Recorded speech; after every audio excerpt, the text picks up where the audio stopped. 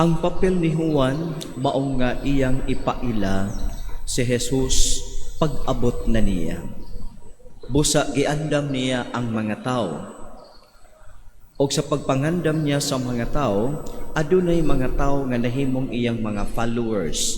Doon na po'y mga listeners lamang. Adunay mga followers si John o sumala sa Ebanghelyo ni San Juan. Ang unang mga tinun-an ni Jesus are disciples of John. So, sa uban nga mga gospel writers, wala tay makatunan nga mga disciples of St. John, kining mga unang disciples. Kundi, they are fishermen. Apan sa Ebanghelyo nga gisulat ni San Juan, iyang ipadayag nga kining mga tinun-an ni Jesus, ang unang tinun-an are disciples of John. Unya, si Juan, nakita niya si Jesus nga milabay o miingon siya, anaa ang karnero sa Dios. Anaa. So, kumbaga, this is the Lamb of God. O ang iyang mga tinun-an nga duha ka buok nga nakadungog minunot kang Jesus. O sa pagkaalinggat ni Jesus, milingi siya o nangutana, unsa may inyong ipangita? Mingon sila, magtutudlo, asa man ka nagpuyo? Og miingon si Jesus, dali, tanawa. Dali kamo og tanawa. Unya nagpabilin sila dito, sulod ni adtong adlaw. So, hangtod pagkaugma, dito sila nangatulog kuyog kang Jesus. Og pagkaugma, gipangita ni Andres ang iyang igsuon nga si Simon, o gidala niya nga to kang Jesus. Og giingnan siya ni Jesus, ikaw si Simon, apan sukad karon nganlan ka nagsepas nga sa ato pa Pedro. Nining maong ebanghelyo, kining maong dialogue atong mapamalandungan nato. Una nga si St. John, ang iyang papel mao man ang pagpangandam o mao man ang pagpaila kang Jesus. Ang iyang mga sumusunod, wala niya himuang ma-attach sa iyaha. Hinuon, makita na to ang transition from following John the Baptist into following Jesus. So, dili sa ato ma-attach ang mga tao. Kung dili, dapat ngadto sa Ginoo. Mabitaw usahay ka sa ministry nato sa simbahan. Kung mawala na ni nga leader, mawala na ni nga pari, katong uban pod, mawara po, di na pod manimba, di na mo active. Nganuman, ang ilang attachment tuwa sa tao, wala sa Ginoo. Nabitaw pod uban nga maingon nga mobiya sila sa Katoliko kay kaniadto sa diyang Katoliko pa sila, wa sila makakaton og ingon ani. Unya sila sa Katoliko pa sila, ang ilang kinabuhi dili maayo, bisyo kaayo. Kay ang ilang attachment tuwa sa pari, wala sa Ginoo. Kung makasala ang pari, kung makahimo sa maot nga buhat, mangundang, ma-discourage, nganuman, kay ang ilang attachment tuas pare, nakadepende sa pare, wala ma-attach ngadto sa Ginoo. Mao na nga dili sa atong ebanghelyo, tan-aw nato kanang si St. John, ang iyang mga tinun-an, iyang gi-attach to make them followers of Jesus. So ngadto kang Jesus, si Juan igo lamang nag-andam kanila to become a disciple of Jesus. Pagkatapos, tanaw na to nga ang ilang pangutana nga, Rabbi, magtutudlo, asa makanagpuyo? And then Jesus telling them, dali ngari og tanawa. Ana asa kasing-kasing sa matag usa kanato longing for an encounter with the divine. Kana naana sa ato matag usa nga lagi ng part sa atong kasing-kasing nga dili masatisfy sa mga material things, sa mga any kind of relationships, kay this part of our heart is reserved for God. Mo na nga, lagi longing, bisan katong mga walay pagtuo, sa gula pa may mong Kristiyano, na ay longing sa ilang kasing-kasing that they are longing for someone, for something, encounter with the divine.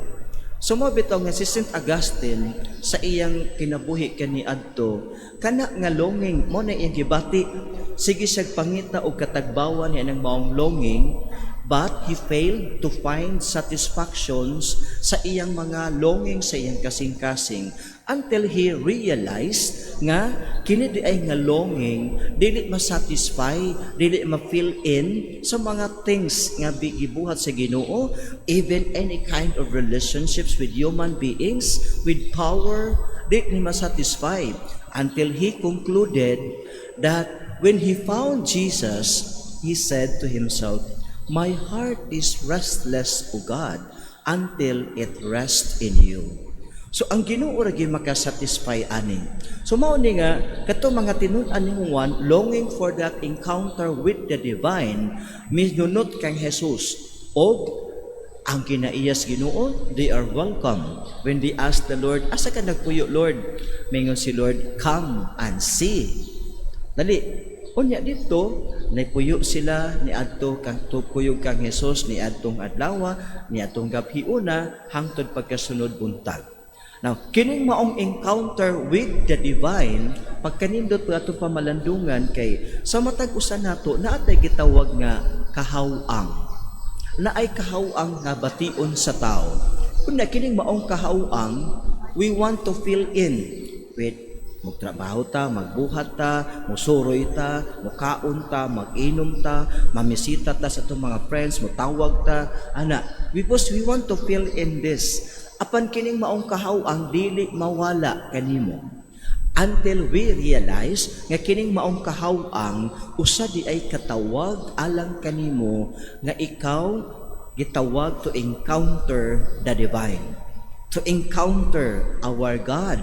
So mo na ang uban, asa sila mo padung kung bation sila kahawang, instead nga mosoroy sa mall, mo tan-aw og movie, mo tan-aw sa ilang mga Facebook ug uban pa, they go to the adoration chapel. They go to the church. They just stay for a while, they just pray quietly, and when they go home, they feel satisfied.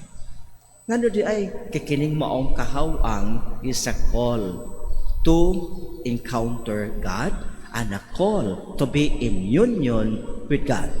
Now, pagkahuman ning maong encounter, nahimo silang bag-o nga binuhat. Si Andres nga igsuon ni Pedro, gipangita dayon na si Pedro og iyang gidalang ngadto sa Ginoo. Unya pag-abot dito sa kang Kristo, kay Kristo miingon ngadto kang Pedro, ikaw si Simon, apan sukad karon tawgon ka na og Cephas nga sato pa Pedro, buti pasabot bato. Now, humao ni ang encounter with the divine nakapabag-o sa kinabuhi sa tao, o kanang maong encounter with the divine is worth sharing for. Nindot nga mapaambit ka ng maong encounter sa Ginoo. Mo na nga sa ato mga prayer groups, sa mga different prayer groups nato, sa mga charismatic communities, sa atong makalipang nga mga buluhaton sa atong BEC, na ay gitawag nato nga testimony. Testimonial sa imong kinabuhi. How did you encounter God and how God touched your heart? Nga nakapabag-o sa imong kaugalingong kasing-kasing. So mao ni tan-aw nato nga ang encounter with the Lord should have an impact in our life. Ang atong pagsimba kanunay, encountering Jesus in His Word and in the Eucharist should have an impact in our life that we want to share Jesus to others. And pagduol ni Pedro, giusab ang iyang ngalan. Now on, you are called Cephas or Peter. Buti pa sabot nga, when you go and when you come to Jesus, remember, bag-o ka nga binuhat. Mao na gingon ni San Pablo nga sa pagbunyag nato, we receive new life in Christ. When we believe in Jesus, when we live the life of Jesus, then we are new creatures. Isalikway ang karaang pagkaikaw o isulob ang bag-ong ikaw. Ang ikaw nga gibag-o sa grasya sa Ginoo. Kanang bag-ong ikaw, kanang new life is a life of grace. a life of encounter, a life of connection and union with God.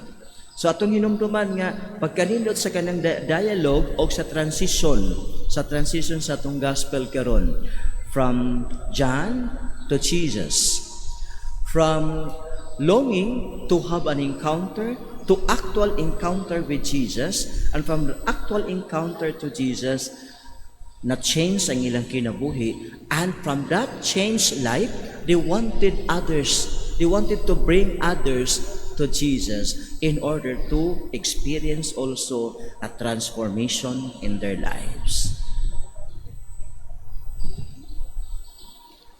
Manindog kitang tanan o ato karong ipadangat ang atong mga pangaliya.